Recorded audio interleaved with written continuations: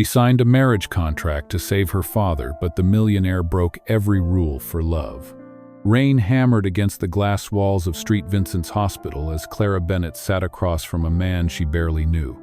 The contract lay between them, its crisp pages glowing under the fluorescent light. Her fingers trembled as she gripped the pen. "Are you sure about this?" her best friend's voice echoed in her mind. But she wasn't sure about anything except that her father was dying, and this was the only way to save him. Across the table, Ethan Cole, the billionaire CEO of Cole Holdings, leaned back in his tailored suit, eyes calm, detached. "It's just business," he said, sliding the papers toward her.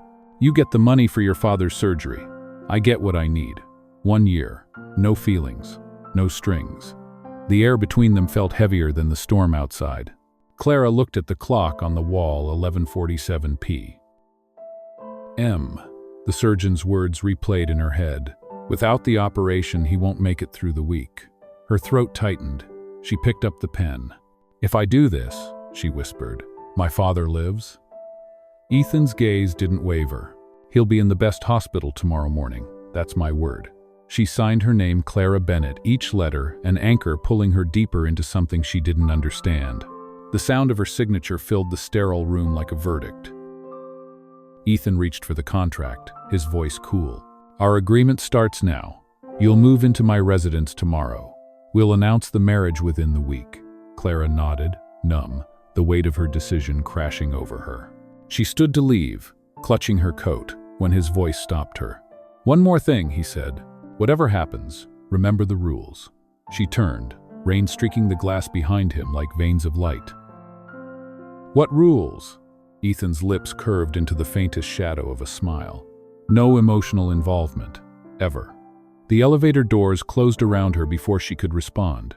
Outside, the storm had deepened, drenching the city streets, as if the sky itself disapproved of what she'd done.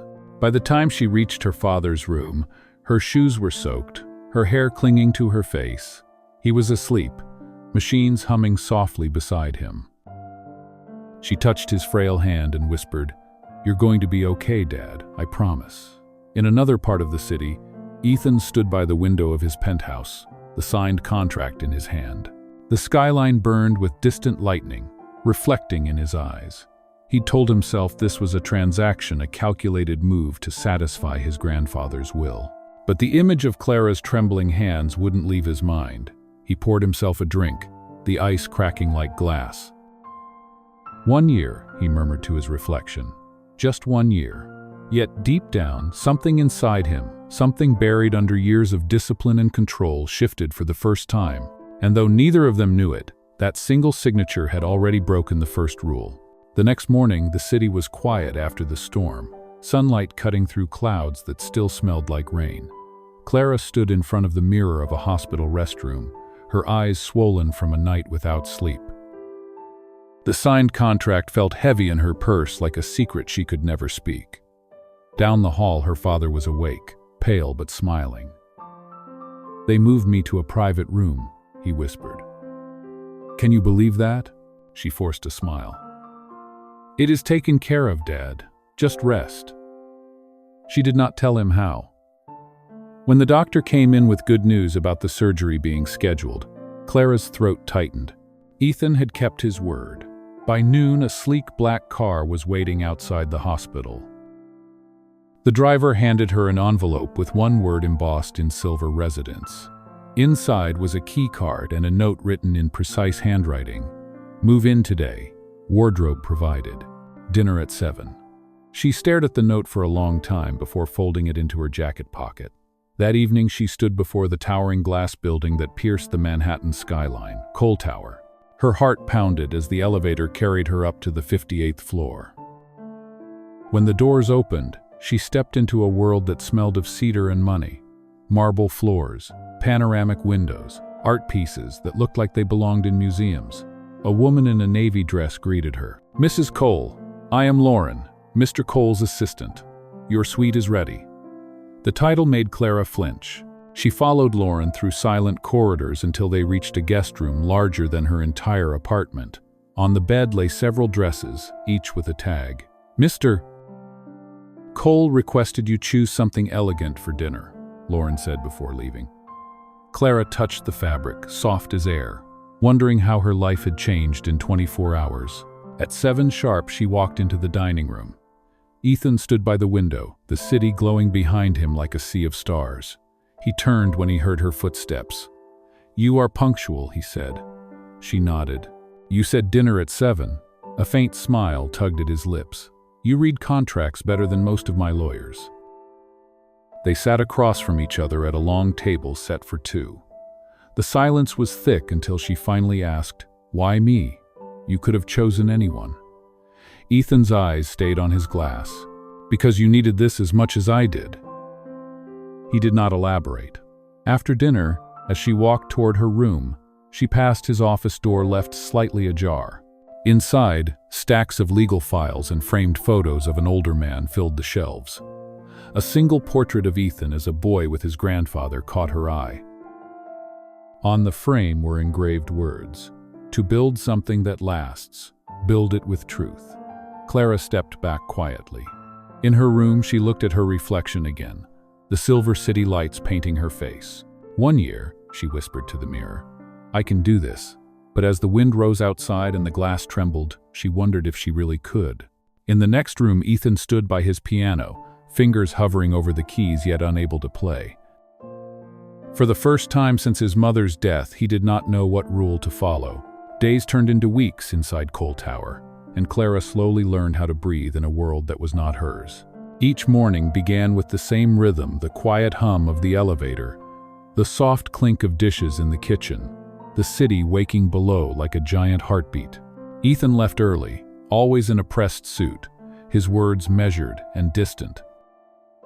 At first, they barely spoke except during scheduled appearances arranged by his assistant. Yet, beneath the silence, something unspoken began to change. One morning, Clara found herself in the library, walls lined with leather-bound books and faint traces of cedar. On the desk was a sketchpad left open. Her hand itched to draw. Before she knew it, her pencil moved across the page, sketching the view from the window, the skyline reflected in glass and rain. She was lost in it when Ethan's voice came from behind. "You draw." Startled, she turned. He stood in the doorway, a file in hand. "It helps me think," she said quietly. He stepped closer, studying her sketch. "That is not bad," he murmured. She smiled faintly. "Coming from a man who probably owns half the buildings in that drawing, I will take it as a compliment." For the first time, he laughed soft, surprised, almost human. The sound stayed with her long after he left. That night, Clara joined him for dinner again, not because of obligation, but because she wanted to. Conversation flowed more easily. They talked about music, her father's recovery, his mother's favorite songs. Ethan rarely shared personal details, but when he did, it felt like opening a locked room. The piano in the corner became their meeting ground. One evening, after another long day of polite appearances and photo ops, she heard soft notes drifting down the hall. She followed the sound, barefoot, and stopped at the doorway. Ethan was playing, eyes closed, his expression unguarded. She whispered, "That is beautiful." He looked up, startled, then smiled faintly. "My mother taught me before she passed. I do not play often." She stepped closer, hesitating. "You should. It makes you seem alive." He looked at her as if trying to decide whether that was a compliment or a truth he had avoided. "Careful, Mrs. Cole," he said. "That sounds dangerously close to breaking rule number 4. She met his gaze, unflinching. Maybe some rules are meant to be broken. The air between them stilled, the silence humming louder than the piano. Later, in her room, Clara found a small gift box on her bed. Inside was a simple silver bracelet engraved with her initials. No note, no explanation. Just that. She clasped it around her wrist and whispered, "Thank you," though she knew he would never hear it. Across the hall, Ethan stood by his window, watching the city lights flicker like restless thoughts. He had made the bracelet himself, something he had not done since his mother's passing. He told himself it was nothing, just goodwill, but the lie felt heavier each day. For two people bound by rules, their hearts were already beginning to rewrite the contract. Autumn swept across the city, tinting the skyline in gold and gray, and the contract that once felt like a chain began to feel like something softer, something neither of them could name. Clara's father was recovering steadily, sending her daily messages filled with warmth and gratitude, unaware of the cost his daughter had paid. She spent her days sketching in the library and helping Ethan's foundation with designs for charity events. Her presence brought color to the sterile precision of Cole Tower. One morning, Lauren found Clara in the kitchen, hair tied loosely, covered in flour. "Mrs. Cole, the staff can handle breakfast," Lauren said, surprised. Clara smiled. "I needed to do something normal." When Ethan walked in moments later, she was plating pancakes with a grin. "Do billionaires eat breakfast or just stock markets?" she teased. Ethan blinked, then laughed a full, unguarded laugh that startled everyone in the room. For the first time, the walls of Cole Tower echoed with something human. Later that week, they attended a gala for the Cole Foundation, her first major public appearance as his wife. Cameras flashed, voices whispered, and Clara felt the weight of every gaze. She walked beside Ethan, her hand tucked in his arm, her bracelet catching the light.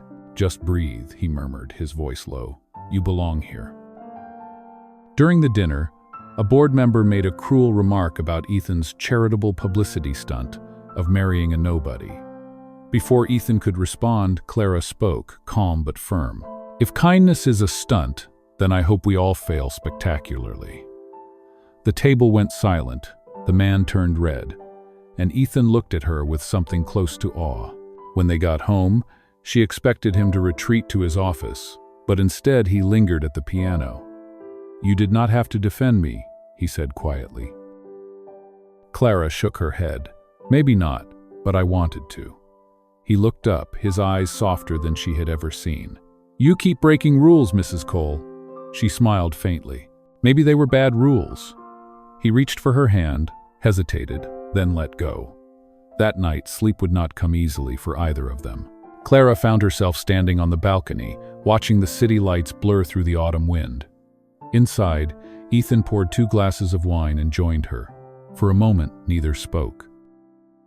Then he said, almost to himself, "I built everything I thought I wanted, but none of it feels real anymore." She turned toward him. "Maybe you just forgot what real feels like." The silence that followed was fragile and alive, a heartbeat suspended in the cold air.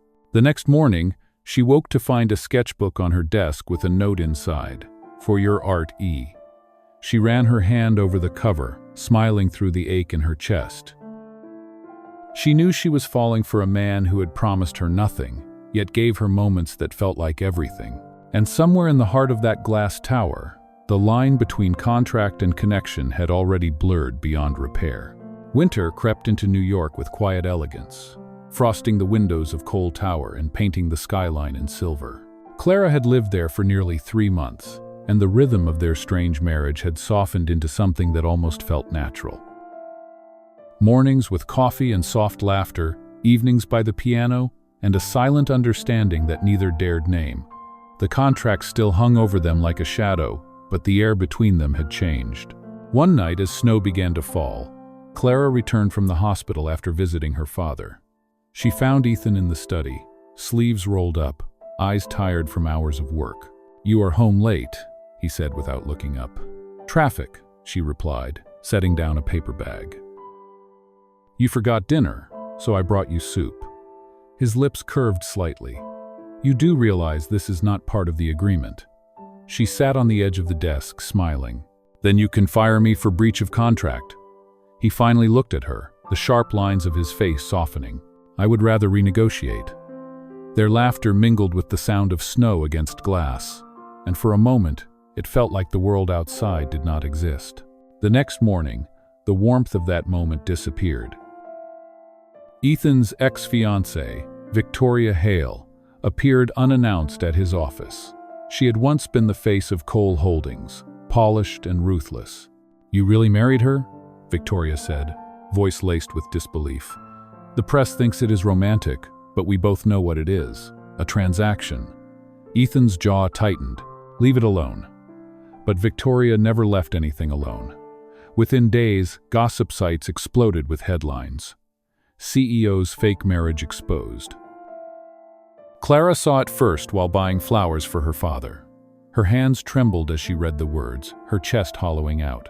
When she returned to the tower, reporters were waiting outside the entrance, shouting questions. "Mrs. Cole, are you being paid to stay married? Did you sign a 1-year contract?" Her silence was their confirmation. Inside, Ethan was already waiting. Phone pressed to his ear, voice clipped. "Damage control.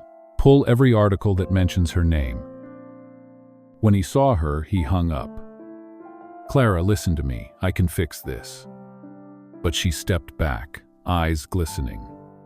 "You promised this was about business. You never said I would be humiliated in front of the world." "I did not leak it," he said quickly. "You have to believe me." She shook her head, tears breaking free. "You made me part of your world, but I was never really in it." Without another word, she slipped off the silver bracelet and placed it on his desk. "Consider this my resignation." Ethan reached out, but she had already turned away. That night, the penthouse felt colder than it ever had. The piano sat untouched, the keys gathering dust. Ethan stood at the window, the city lights distant and cruel, and for the first time he realized the truth. The contract had not protected him. It had destroyed the only thing that had ever felt real. He whispered into the empty room. "Rule number 4, no emotional attachment." His voice broke, and I broke it anyway. Outside, the snow kept falling, covering the city like silence, erasing everything except regret. Days turned into weeks, and the world moved on, but Ethan did not. The scandal had cost him more than headlines. It had cost him her. Cole Tower, once alive with her laughter and light, now felt hollow. He threw himself into work, longer hours, colder meetings, empty victories. Every night he returned to the penthouse and found it too quiet, too clean, too untouched. Her sketchbook still lay on the library desk, the last page unfinished, a drawing of a skyline seen through rain. He could not bring himself to move it. Across the city, Clara had rented a small apartment above a bookstore in Brooklyn. The walls were thin, the heater unreliable, but for the first time in months, it was her own space. She spent her days at a local art center, teaching kids to draw, and her nights worrying about her father's recovery. He was getting better, stronger, unaware of the storm that had followed her. When he asked about Ethan, she only smiled and said, "He helped us. That is enough." Yet when she walked past a magazine stand and saw his photo stoic and alone, headline reading, "Ethan Cole declines all public appearances," her heart tightened. One afternoon, Lauren showed up at the art center. "Mrs. Cole," she began, then paused. "Clara." He did not tell the press. It was Victoria. She sold the contract details to a rival investor. Mr. Cole lost the merger because he refused to expose her to save himself. Clara blinked, stunned. "He what?" Lauren's eyes softened. "He broke every rule he wrote for himself." That night, Clara sat in the empty classroom, the scent of paint and chalk filling the air. She looked at her hands, stained with color, trembling. She thought of his voice the night she left steady but breaking, and the bracelet she had returned. She whispered to the dark, "You fool! You kept your word even when I did not believe you." Across town, Ethan sat at the piano, the same melody repeating over and over until it hurt. The board had voted to suspend him temporarily, and he did not fight it. For once, he had no interest in saving the company. Lauren entered quietly. "You should get some rest." He did not look up. "She deserves better than an apology," he said softly. "Then give her more than words," Lauren replied. Ethan looked at the framed contract on his desk, the one she had signed months ago, still in its leather folder. Slowly, he tore out the last page, the clause that had forbidden emotion, and folded it into his pocket. The next morning, he called the hospital handling Clara's father's recovery and made a large anonymous donation under her name, enough to cover every future bill. Then he called his foundation director. "I want an art exhibition," he said. "A gallery for local artists. Name it after her." The director hesitated, You mean Mrs. Cole? Ethan paused, staring out at the snow melting under the pale morning sun. No, he said quietly. Name it after the woman who taught me that love does not need permission. Somewhere in Brooklyn, Clara woke to an email invitation she did not expect. The Bennett exhibit, opening night Saturday. She stared at the name printed in elegant gold and knew instantly who had done it. For the first time in weeks, she let herself hope. The night of the exhibition arrived cold and clear, the city streets shimmering under the reflection of gallery lights. Clara stood outside the entrance of the Bennett exhibit, her name engraved in gold across the marble facade. She hesitated before walking in, her heartbeat loud in her ears. Inside, the air smelled of paint, champagne, and fresh beginnings. The room was filled with people, artists, patrons, photographers, but all she could see were the walls lined with her sketches. Every piece she had drawn in the quiet hours of Cole Tower hung beneath soft light, framed with care. At the center of the gallery stood the last sketch she had made, unfinished when she left the skyline through rain. Except now, it was complete. Her breath caught as she stepped closer. In the corner of the frame was a small inscription, written in Ethan's unmistakable handwriting. For the woman who reminded me what real feels like. She turned slowly, her eyes searching the crowd. For a moment, she thought he would not come. Then, across the room, Ethan appeared, dressed simply. No entourage, no press. Their eyes met, and the noise around them faded until there was only the sound of her own heart. He walked toward her, stopping just a few feet away.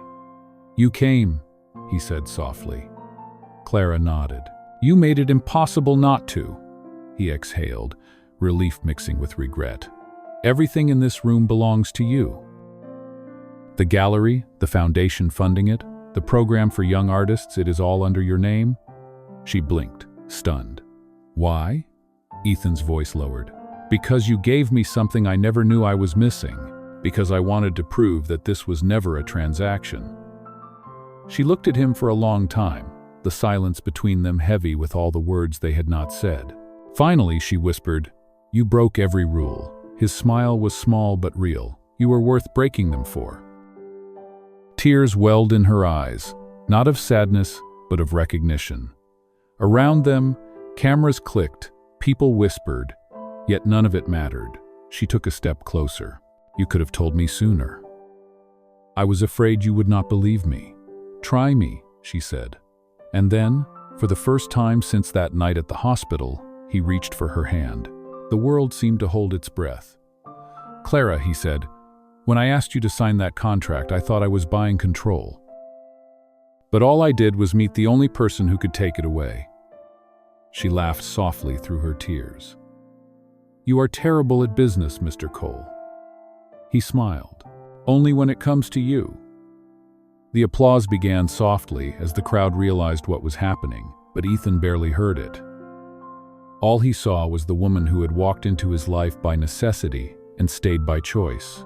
Clara looked around at the sketches, at her own name glowing on the wall, and finally back at him. This, she said, her voice trembling, this feels real. He nodded, because it is. The music swelled, lights shimmering off the glass, and for the first time, neither of them needed a contract to stay. The weeks after the exhibition passed like a quiet sunrise, soft and unhurried. The scandal that once drowned their names faded beneath headlines of charity and art, and for the first time in years, Ethan Cole disappeared from the front page by choice. He spent his mornings at the gallery, helping set up new displays, while Clara taught free art classes in the adjoining studio. People whispered that the Bennett exhibit had changed the city's view of him, but to Clara, it was not about redemption, it was about truth. One afternoon, she found him on the gallery's rooftop terrace, sleeves rolled, tying down a new banner against the spring wind. You could have someone else do that, she said. He smiled without turning. I could, but then I would miss the view. She joined him at the edge, the skyline glowing gold beneath a fading sun. You used to look at this city like it was something you had to conquer, she said quietly. Now you look at it like it is home. He glanced at her, eyes warm. It only became home when you came back. She felt the air tighten around them, tender and real. For a moment, the world was only the sound of wind and heartbeat. Then she asked, "What happens now, Ethan? There is no contract this time." He laughed softly. "Then we make our own rules." He reached into his coat pocket and pulled out a framed document, the torn contract page, now sealed between glass. The words, "No emotional involvement," were crossed out in ink. Beneath it, written in Ethan's handwriting, were 4 new words. "With love, no limits." Clara's throat closed with emotion. "You kept this?" "It reminded me what I never want to be again," he said. Transactional, afraid, alone. She looked down at the city lights flickering below them. "You know, I used to think signing that paper was the worst mistake of my life." Ethan stepped closer. "And now?" She met his eyes. "It was the best wrong decision I ever made," he smiled, pulling something small from his pocket, a familiar silver bracelet, polished and whole again. "You left this behind," he said, fastening it gently around her wrist. "Now it is not payment or pretense, it is a promise." Her eyes glistened, but her voice was steady. "Promises can be broken. Not this one," he said, and before she could reply, he kissed her slow. Certain, not the kiss of a man claiming victory, but of someone finally surrendering. When they pulled apart, she laughed softly. "You broke another rule." He grinned. "I am out of rules." As the city below shimmered with light, Ethan took her hand. "Tomorrow," he said, "I am selling Cole Tower. The company can run without me, but I do not want to miss another sunrise." She looked at him, surprise melting into understanding. "What will you do instead?" "Build something that lasts," he said, glancing at the gallery below. "With truth, with you." And for the first time, she believed him completely. Spring melted fully into summer, and the city that once felt like a battlefield had become something softer, almost kind. Cole Tower was gone, sold to a new generation of dreamers, and in its place rose something smaller but far more alive, the Bennett Art Foundation, a space filled with laughter, music, and color. Clara stood beneath the glass dome on opening day, watching children splash paint on blank canvases while parents smiled and took pictures. The scent of fresh flowers and sunlight mingled in the air, and for a moment she closed her eyes, just to feel it all. Behind her, Ethan's voice carried across the crowd. "You always wanted a place where art could breathe," he said. She turned to find him holding a small bouquet of daisies, simple, imperfect, her favorite. "And you built it," she said softly. "No," he replied, stepping closer. "We did." He handed her the bouquet, his hand brushing hers, warm and sure. Cameras clicked, people cheered, but to them, the world had narrowed to a quiet heartbeat. "You know," she whispered, "this all started because of a contract." He smiled, the kind of smile that held both gratitude and disbelief. And it ended with a promise. He reached into his pocket and revealed something small, the old pen she had used to sign her name that night at the hospital, now polished in gold. "You kept this?" she asked, eyes glistening.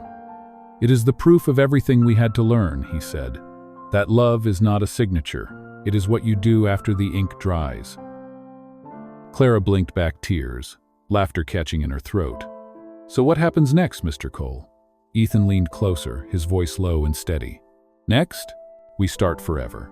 The applause that followed was thunderous, yet distant, just a hum beneath the quiet miracle of 2 people who had once been strangers now finding home in each other. Later that evening, when the guests were gone and the city lights shimmered outside the tall windows, Clara sat at the piano and played the melody he had taught her. Ethan joined her, one hand on the keys, the other on hers. The notes floated through the air like a heartbeat, steady, alive, endless. They had both signed a contract born from desperation, but what they had now was something far greater, an unspoken vow built from trust, redemption, and love that no clause could ever define. The bracelet glimmered on her wrist, catching the light of the room, a perfect circle, no beginning, no end. And as the music faded into the soft hum of the night, Clara whispered, "The best mistake we ever made." If this story touched you even just a little, hit like so. The algorithm knows we still believe in kindness. Tap subscribe and the notification bell so you won't miss the next journey. I'd love to hear your thoughts. What moment of giving once changed you? Share it in the comments below. Your story might become the inspiration for the next video. And if you think someone needs to hear this story, please share it with them. Thank you for spending your time here. See you again in the next story.